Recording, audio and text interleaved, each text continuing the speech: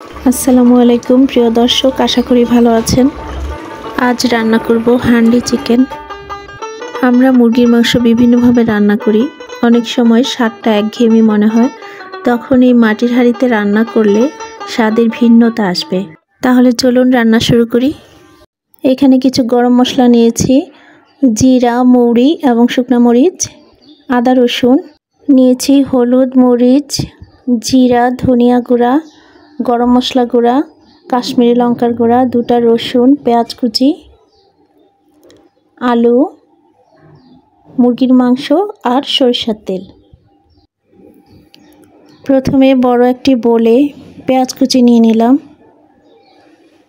পেঁয়াজগুলো গোল করে কেটেছি পাতলা করে। পেঁয়াজটা ভালো করে হাত দিয়ে কুচলিয়ে নেব। আমি এখানে পেঁয়াজের পরিমাণ কিছুটা বেশি নিয়েছি, যেহেতু হান্ডি চিকেনে পানি কম দেব, সেহেতু এই পেঁয়াজ থেকেই পানি বের হবে এবং গ্রেভিটা ভালো হবে। এখানে লাল মরিচের গুঁড়া 2 চা চামচ, হলুদ গুঁড়া 1.5 চা চামচ, কাশ্মীরি লঙ্কার গুঁড়া 1 চা চামচ, গরম মশলা আধা চা চামচ আর ধনিয়া গুঁড়া 1 চা চামচ, জিরা গুঁড়া 1 চা চামচ, 2 চা চামচ আদা বাটা, 1.5 চা চামচ রসুন বাটা, এলাচ, দারচিনি, তেজপাতা, গোলমরিচ আর কয়েকটা লং,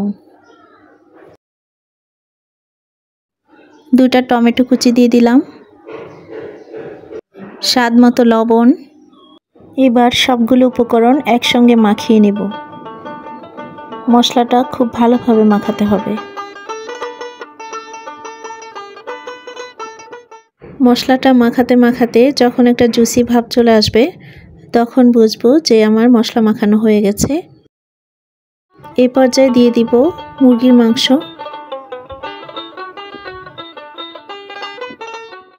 ডিমটা আলাদা করে নিচ্ছি।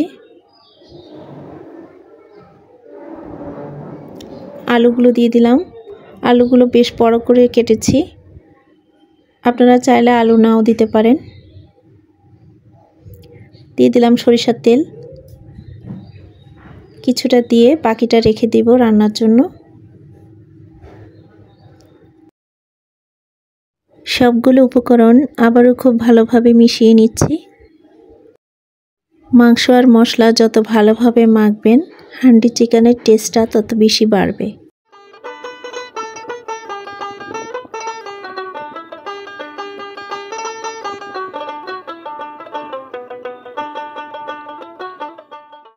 আমার মশলা মাখানো হয়ে গেছে, এবার ঢেকে দিচ্ছি কিছুক্ষণের জন্য। আমি এখানে মাটির হাঁড়ি নিয়েছি, হাঁড়িটা ভালোভাবে ধুয়ে পরিষ্কার করে শুকিয়ে নিয়েছি। এখন সরিষার তেল দিয়ে দিলাম, তেলটা ভেতরে ভালোভাবে ছড়িয়ে দেব।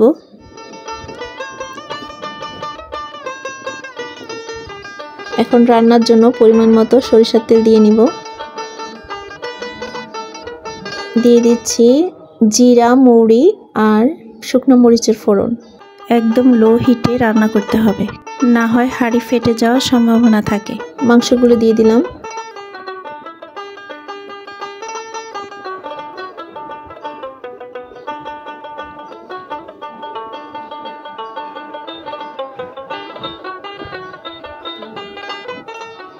মশলা সহ পুরো মাংসটা দিয়ে দিচ্ছি।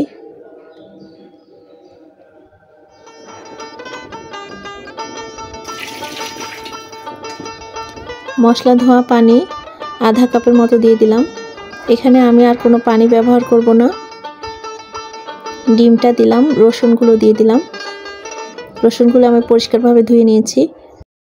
এবার ঢাকনা দিয়ে দিব। ঢাকনাটা আটা দিয়ে ভালোভাবে লাগিয়ে দেব, যেন বাষ্পটা বের হতে না পারে। 20 মিনিট পর পর এভাবে নাড়িয়ে দেব। আমি 1 ঘন্টা 20 মিনিট পর ঢাকনা খুলে নিয়েছি। আমার মুরগিটা যেহেতু দেশি, তাই একটু সময় লেগেছে। ঢাকনা খুলে আমি কিছু কাঁচামরিচ দিয়ে নিলাম। আপনারা এই কাঁচামরিচটা শুরুতেও দিতে পারেন, আমি পরে দিয়েছি। খুব সুন্দর একটা কালার এসেছে, এত সুঘ্রাণ বেরিয়েছে দর্শক, আপনারা রান্না করলে বুঝতে পারবেন। আলু মাংস খুব ভালোভাবে সেদ্ধ হয়েছে, গ্রেভিটাও খুব ঘন হয়েছে। এভাবে রান্না করে দেখুন, আশা করি খুব ভালো লাগবে। আর ভালো লাগলে আমার চ্যানেলটি প্লিজ লাইক, শেয়ার এবং সাবস্ক্রাইব করুন। আমার পাশে থেকে আশা করি সহযোগিতা করবেন। সবাই ভালো থাকবেন। আল্লাহ হাফেজ।